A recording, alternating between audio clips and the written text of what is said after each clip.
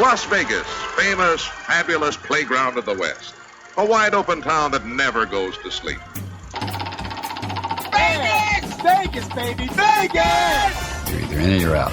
Right now. My best mates are going to Las Vegas this weekend. I'm told it's incredible. Vegas, here we go! Pack your bags and get ready. You're going to Vegas with someone who knows Vegas inside and out. This is Vegas Never Sleeps with Stephen Maggi, the podcast. Of course, you know that boxing and Las Vegas go together. There's no question about it. All the great fights, if there's one, chances are it's in Las Vegas, Nevada. Well, appropriately, there's a Nevada Boxing Hall of Fame, which I think is incredible. You got to find out more about it. They got some great events up, and with us today is the secretary of Nevada Boxing Hall of Fame, Pat Lamparelli.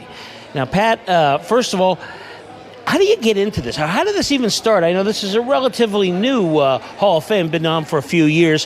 What brought it about? Rich Marauder, our founder of the Nevada Boxing Hall of Fame, it was his idea. We all figured, we don't understand why Nevada, which is, again, the capital of boxing, does not have a Hall of Fame. This was in 2012.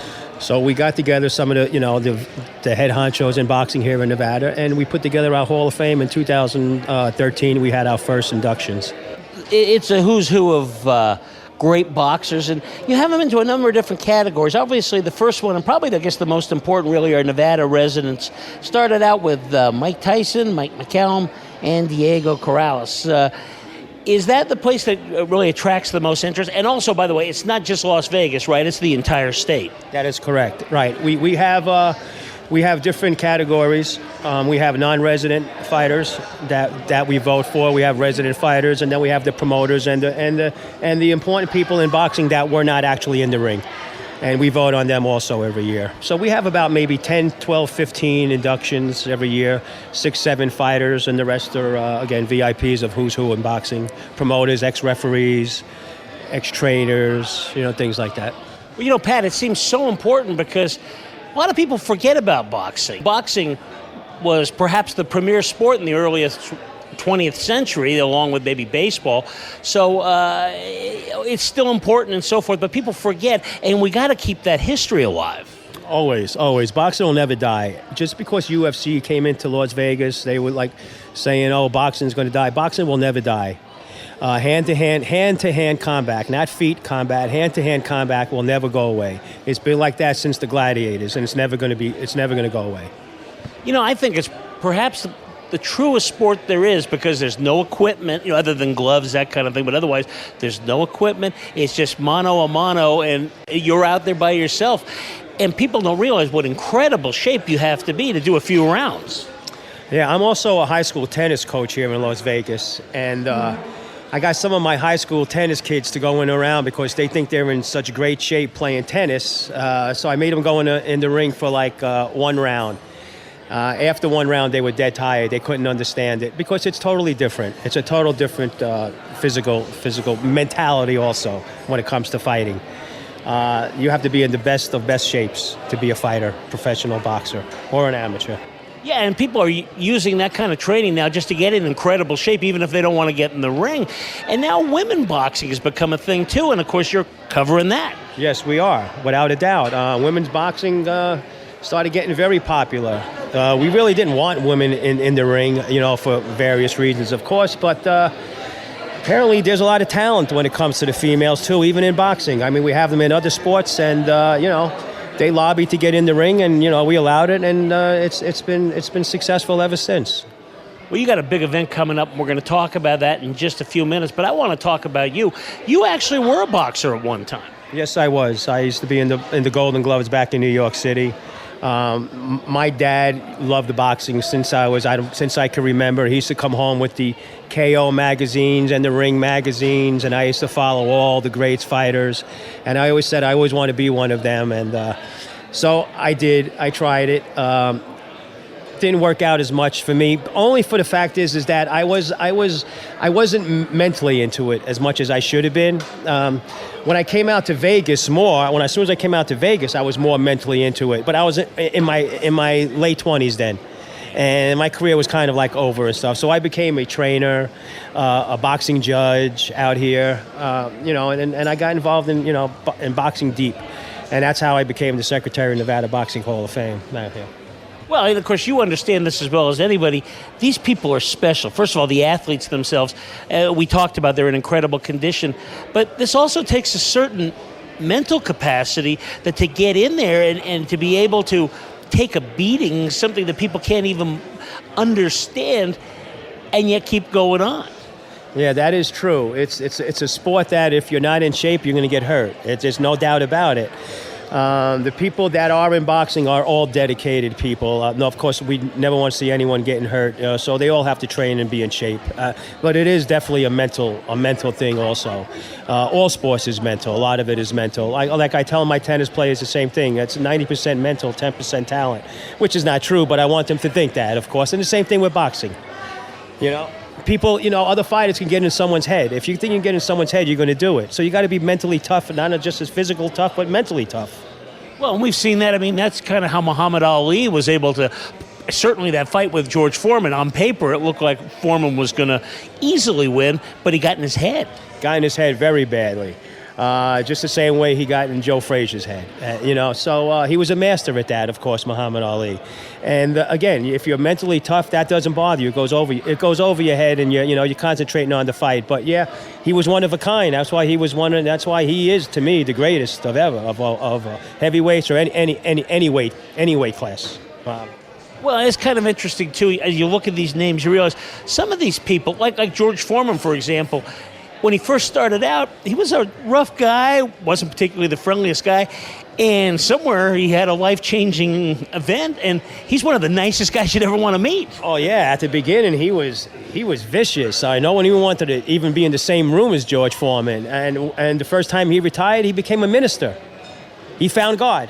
He changed his whole life around, and next time he was back in the ring, he was all smiles. This sweet guy was like, "What? Who's this guy?" He became bald and. But you know what? It turned out good for him, didn't it? That's the type of guy we wanted anyway. We didn't want the old George Foreman. The new George Foreman is a lot better.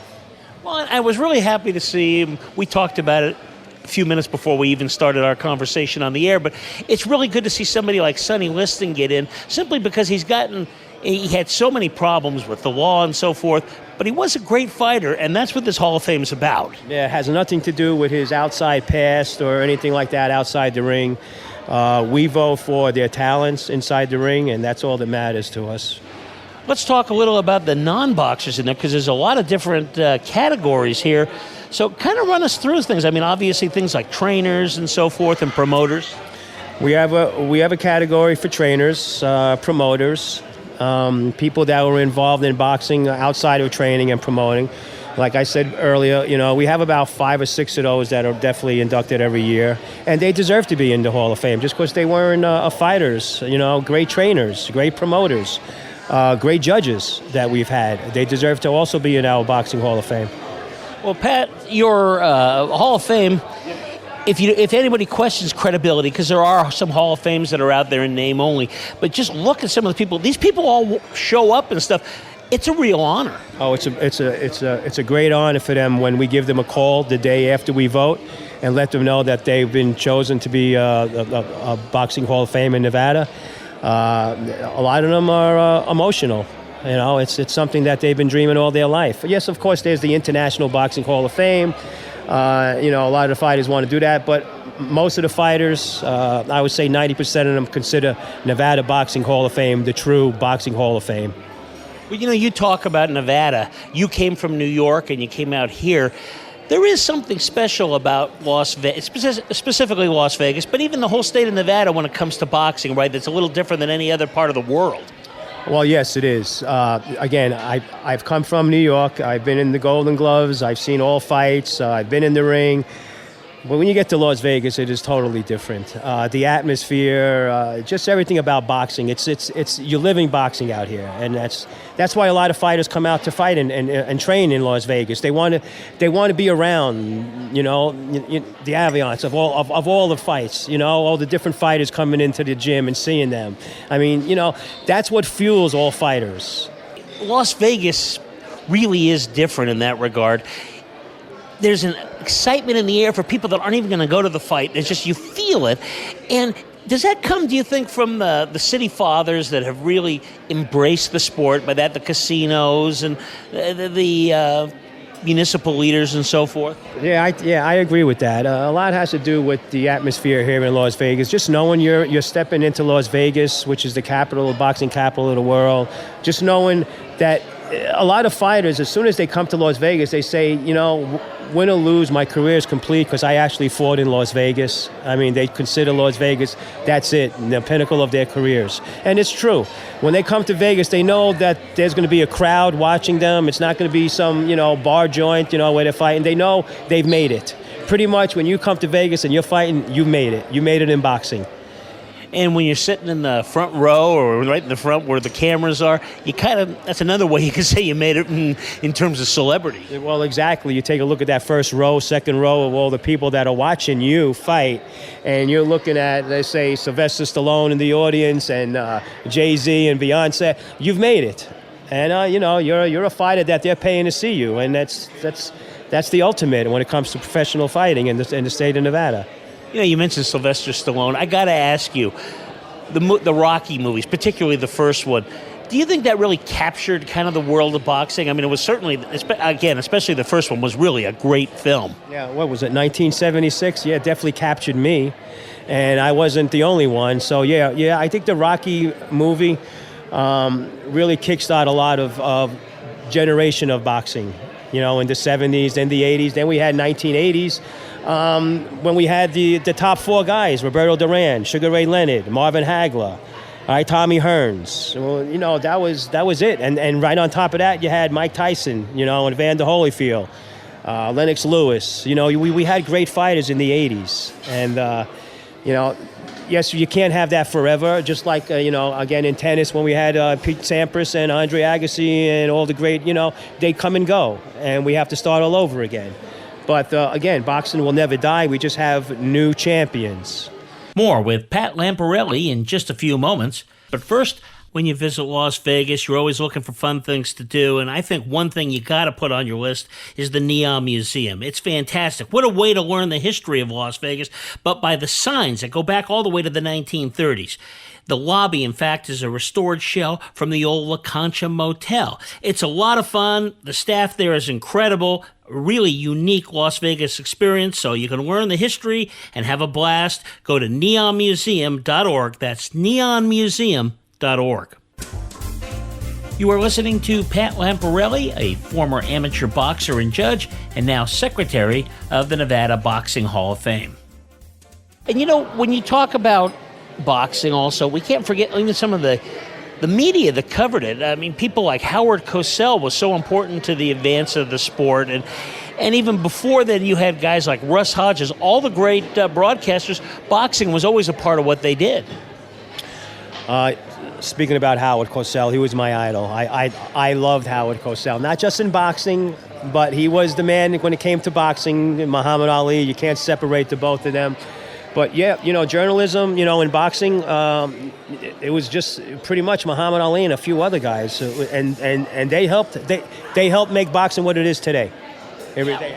Well, and part of it is it's just such a dramatic sport. It kind of speaks to life stories, and a guy like Howard could really bring it out. And I think the Down Goes Frazier might be one of the best sports lines in the history of television. It's got to be one of the greatest lines ever. Down Goes Frazier. I don't know how many times he said it, but that lives forever when it comes to boxing. You look in the encyclopedia of boxing, there will be Howard Cosell's face with just that line saying "Down Goes Frazier," and the same with a few other ones. Just like when Ali beat Foreman, when they were saying, "Couldn't believe Foreman went down." Couldn't believe Sonny Liston could get hit with a little pepper punch from Muhammad Ali and drop him down when 10 cops with batons couldn't get him down. when he was in trouble at the time. So, that's part of boxing. That's part of our history of boxing. Yeah, it is part of the history, and even, Jeffrey Sussman, our good friend, author, just wrote a book about boxing and the mob, and even that's part of it. And as you look at it, you don't see those problems now, but historically, that's a part of the lure of this thing. Years ago with the mob, yeah, of course, but that's all gone. Hopefully, we never have seen that for quite a while, but they controlled a lot of things, and unfortunately, Sonny was right in there, involved with them. I don't know how much he was involved, but like I just mentioned, with that phantom punch, I can't imagine anyone, him, Sonny Liston, the great Sonny Liston, going down on a phantom punch like that, but it happened. Could we prove anything? No, we haven't. But that's part of the history of our sport, which is boxing.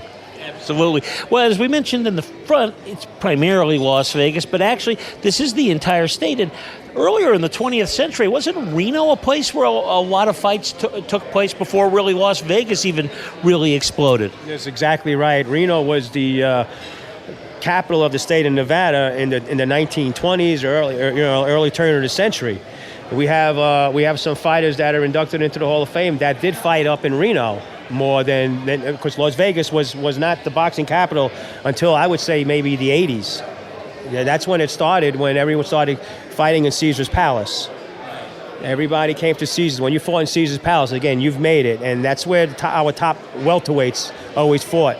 Was Caesar's Palace. Then MGM came along, and some of these other properties came along, but it was always Caesar's Palace was the one where we had our great fights. You think the great fights in the future, at least for the near future, are going to be like maybe at T-Mobile?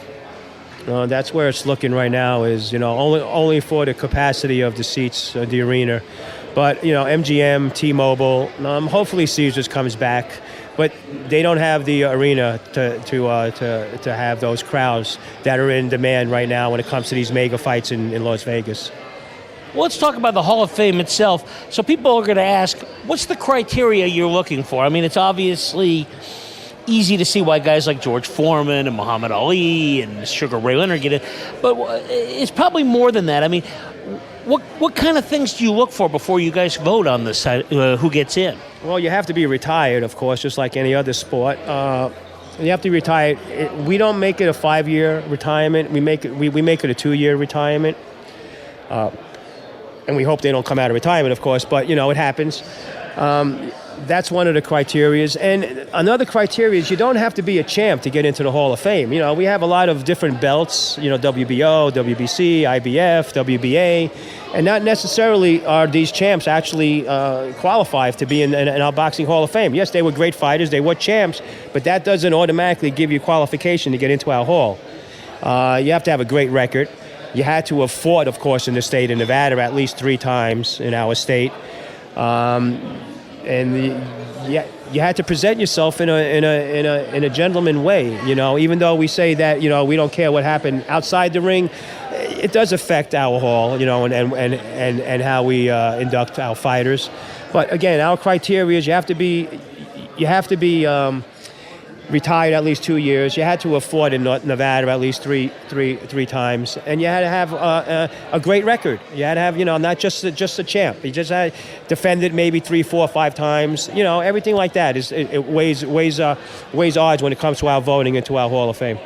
And then when it comes to the non-boxers, the media folks and so forth, is that looking for somebody who's had? I mean, obviously, how you mentioned Howard Cosell, something like what he does and so forth. But I mean, are you looking for people that really kind of not promoted the sport, but was like a credit to the sport, I guess? Exactly. Longevity is a big thing for us in the sport of boxing. If charity events, what certain people have done for the sport of boxing is weighs heavily on us.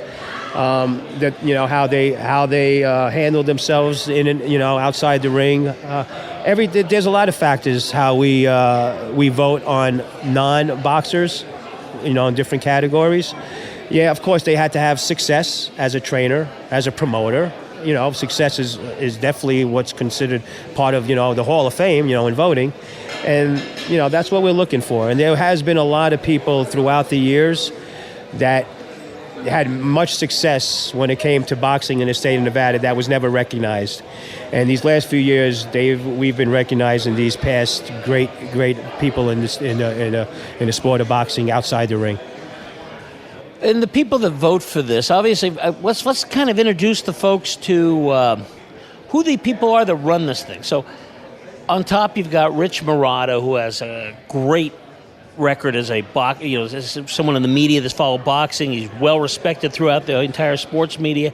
This was kind of his concept, wasn't it? Yes, it was. In 2012, he just decided, yes, there is an International Boxing Hall of Fame, but, the state of Nevada is actually the capital of boxing. Why don't we have a Boxing Hall of Fame? And it was, it raised everyone's eyebrows, of course, and that's how it started, And then who's the people that vote on this? I see you've got a... We have, if you could take a look at there, we have like 15 people on our committee, but they're not all voters. Not everyone votes. We only have about 4 or 5 that actually do the voting for the hall. Well, the board of directors you've got here is really incredible. I mean, you got Al Bernstein, who anybody that's ever watched boxing has seen him, of course, with Showtime and ESPN. You've got former boxers. You even have, as I can see, Vince Neil, of course, who was the lead singer for Motley Crue. And I think that's important, right? Because somebody like Vince understands the entertainment aspect of this, which is a big part of it. Exactly. We have different people on the committee in different views. Vince was nominated to be part of the committee. He is a boxing fan. He has a different side of view on what we're trying to accomplish, and he's been a great help for our committee, Vince Neil. Well, I think the first place we want to send people to is the website, because it'll really tell them about what you're doing, and you've got some exciting things coming up. First of all, let's tell them, what's the website, Pat? The website, you can go take a look at our website, NevadaBoxingHallOfFame.com. And we have different merchandise that you could, autographs and pictures. And mostly we have our website so our members could take a look at what our upcoming events are going to be. Whether it's a meet and greet at a certain time. We also do painting. We do painting sessions for the fighters. Which is great. We have this thing where we have this facility where we have the painting on campus, and they have to paint boxing gloves and things like that. We have Jesse Vargas there, Leon Spinks, Ernie Shavers. Everybody in boxing comes in there, and they do their painting, and we judge their paintings and stuff. And it's great for media coverage, and it gets the ex-fighters and together again. It's like a family. Boxing's a family. So whenever there's a mega fight here in Vegas, we're always getting calls from who's who in boxing. Are you going to have a meet and greet the Friday before? And it's always yes. We always have something for them. Well, I got to say, if you're a boxing fan, this is like your fantasy camp. You got to check that out, and then you got to come to one of these events.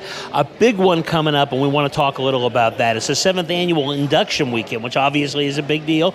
August 9th and 10th, so 2 days over at the Red Rock, which is a wonderful place to visit. Not too far, a short drive from the Strip, and you can get here easily by that or by Uber, that kind of thing. Pat, another exciting year. Anybody in particular you see that people are going to want to see in there? I see there's a number of people that'll be inducted, both boxers and non-boxers. Yeah, we're excited for this year's inductions. We have a lot of great fighters. Terry Norris, for example. Great fighter. He fought Sugar Ray Leonard, beat Sugar Ray Leonard. He's a great fighter. Does a lot for our community. Great guy. Had a great record. True champion. He definitely deserves to be in our hall.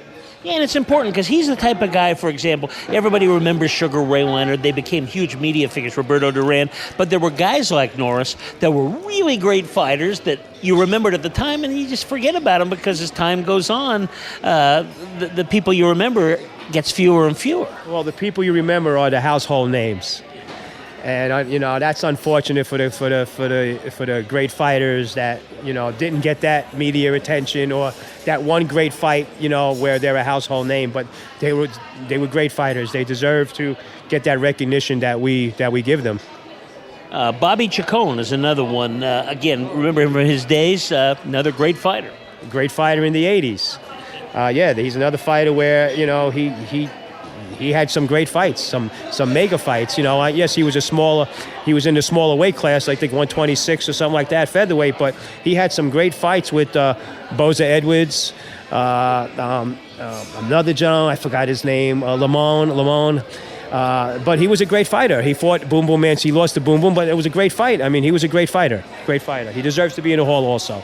Yeah, in the 80s, you've mentioned a couple of times, that was a great time. And it's funny because people remember in the 50s with Sugar Ray Robinson, there was Jake LaMotta and people like that fighting. But it did make another resurgence in the 80s, and people forget that was an equally exciting time in some of the lower weight classes. We had some great fighters back in the 80s in some of the weight classes. Carlos Zarat, Wilfredo Gomez, Danny Little Red Lopez. These were exciting fighters in the 1980s when Muhammad Ali and Larry Holmes was, the heavyweights. But we had some great fighters. Ricardo Lopez. We had some great fighters in the lower weight classes. Salvador Sanchez, unfortunately, his career and his life was cut short in a car accident. Same thing with Diego Corrales. He was a close friend of mine, Chico Corrales. What a great fighter he was, and this was recently, of course. But some great fighters. We had some great fighters in the lower weight class in the 1980s, which helped out boxing again. It didn't die, but it got into that lull, and then it came back. And the same thing's happening now with these great fighters. Heavyweights are finally coming back. After what, 1980s, 90s or something, we had the Klitzos for years, and that was about it. But we never had really a great American heavyweight. We have Wilder now, and he's having some great fights, close fights, great fights, and heavyweights are coming back. Well, how important is cable TV? Because, in the 50s, a lot of people watched boxing because they didn't have a lot of programming. Boxing was perfect. It was easy to televise in those early days of TV. Then it kind of goes away. We only have the big three networks, and once in a while you get a special fight. But now with things like Showtime and HBO, that has to be a lift as well. It is a lift. It's great that they show a lot of fights. They're also showing fights on local stations where you don't have to pay for it now, which is great. And that's going to help. That's going to help attract a lot of new fans in boxing. Really don't like that you have to pay for these pay-per-views, which costs $89, $79. That's a lot of money to watch a fight, especially if the guy gets knocked out in the first round or something. But that's boxing. That's there's nothing you can do about that. But I would prefer that HBO and Showtime, they wouldn't charge. I mean, that would be great. We would get a lot more fans, than charging. Now they stream, which is great. That's good too. But I would hope that they had more local fights to attract more local new fans in boxing. Well, getting back to the big weekend, first of all, a weekend. So it's more than just a 2-hour televised award show. Talk about what people could, if they come down to this, what are they going to do for 2 days? Oh my God, it's just not a one-night thing. This is a 3-day attraction that we have here. A lot of our inductees will get down here on a Thursday. We have the VIP treatment with them already. We have the limo taking them straight to the hotel. We have a little dinner for them on a Thursday night. Friday night, we have this big event where we have a meet and greet. We have this huge catering buffet at the Red Rock we'll have on Friday night. And everyone's coming in, seeing each other. Like I said, it's one big family. And Saturday night is when we have the formal dinner and the inductions. And you can actually go to it, and Pat's going to tell you how. Pat, how can people get them? They can be a part of this. Yes, this is, if you're a boxing fan, even if you just like boxing and don't love boxing, you will love boxing after this night. It's amazing. Your head will be spinning when you see all the fighters that are coming down, and these great fighters. You could get their autographs. You could take pictures with them. They're all accessible. They're all there. They're all there to please the fans, and we make sure of that. You could get tickets. You can get a whole table of 10.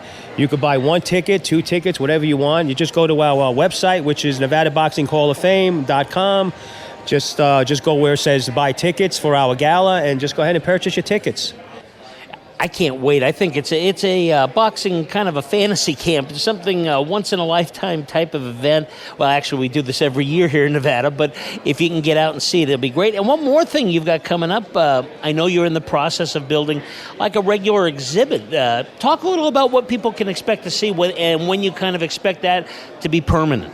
Yes, well, we did have a contract with Caesar's Palace that is now gone. So we're at Red Rock Casino, which is a fantastic casino property. They have done so much for us, make us welcome, which is great. We in the future, we would like to get a museum. We would like a property where we could just, maybe 10,000 square foot somewhere where we could display all of our great past memorabilia, that the fighters donate. We are excited to announce that we do have a location. It's an exhibit. It's a temporary location. It's at the Boulevard Mall. It's a huge facility area there. So if anybody is in Las Vegas and are great boxing fans, just like anywhere else, you can come down to the Boulevard Mall, go into our exhibit, and take a look at all of our inductions and all our fighters and their history of boxing. That's a lot of fun, too. So make it a checklist on your next visit to Las Vegas. Finally, if you live here or if you don't, but you just love this type of thing and want to be a regular and so forth, you can become a sponsor. There's all sorts of things. Talk about the way, Pat, if you would, people can get involved if they want to. Sure. If you do want to get involved with our hall, there's different levels of sponsorship that you can get involved in, all the way up to us naming an award. Fighter of the Year. This is sponsored by so-and-so, Fighter of the Year, and, different things like that. We have that. So we could have a sponsorship where you're just in our program, with a little blurb about your business. Or, like I said, you can get involved. It just depends. But we have different sponsorship levels. Every one of our sponsors who gets involved in our boxing is delighted, wants to do even more. When they see exactly how we run our organization, they do want to get involved more. They do want to help us with sponsorship. We do have a lot of sponsors, but we're always looking for more. Definitely looking for more sponsors.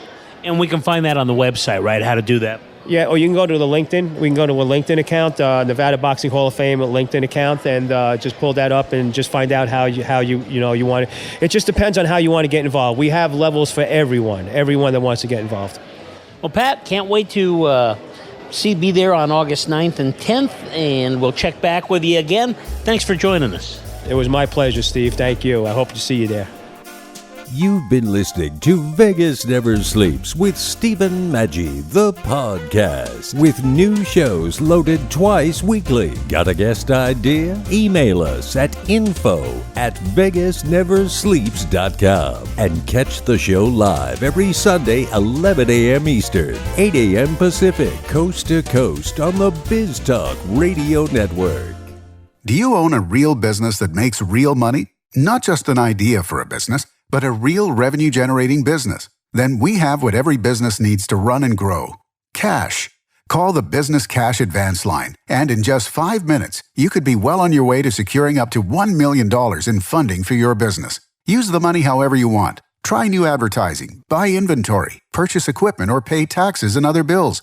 Call now to secure up to $1 million in less than a week. The process is quick and easy. Call the Business Cash Advance Line to speak with an account manager now. Representatives are standing by, so if you need to get up to $1 million in working capital to grow your business, don't wait. Call right now.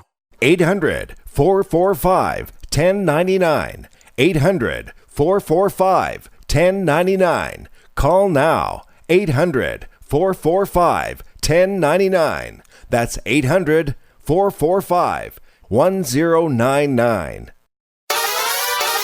Holy Gentle Giant's dog food Batman. I'm Burt Ward, Robin from the Batman TV series. I was the Caped Crusader, and now I'm the Canine Crusader. After rescuing and feeding 15,500 dogs for 23 years, my wife and I created a natural, low-fat, heart-healthy, made-in-America dog food and special feeding and care program designed to help all dogs live amazingly longer, healthier, happier lives. Our dogs are living as long as 27 healthy, active years. years. Yours can too. That's twice their normal lifespan and triple for some breeds. Would you like your dog to live as long as 27 years and still be active and healthy? Gentle Giant's dog food is complete nutrition for all dogs and puppies, all ages and sizes, and is different from other dog foods without the greasy coating and high fat content that can shorten your dog's life. Try our Gentle Giant's life-enhancing dog food for the longer, healthier, happier life of your dog.